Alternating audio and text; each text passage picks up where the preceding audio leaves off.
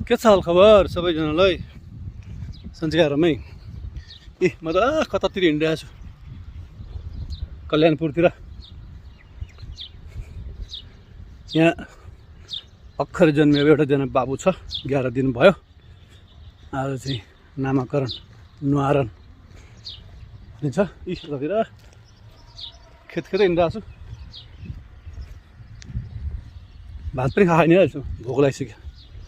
हैट, बिहान भोरि फापर कुर्न गएको, सुगा लागेर हैरान छ फापरमा। बिहानै 7 बजे पुग्नुपर्छ।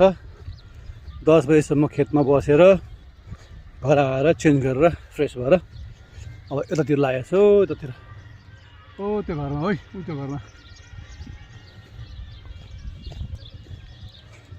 ल त है, हेरौँ है। लाइक गरिदिउँ, सब्सक्राइब गरिदिउँ मेरो च्यानल है। सानोतिनो च्यानल हो, बढ्दैछ, बिस्तारै बढाउनु पऱ्यो। तपाईँहरूको हेल्प चाहियो है।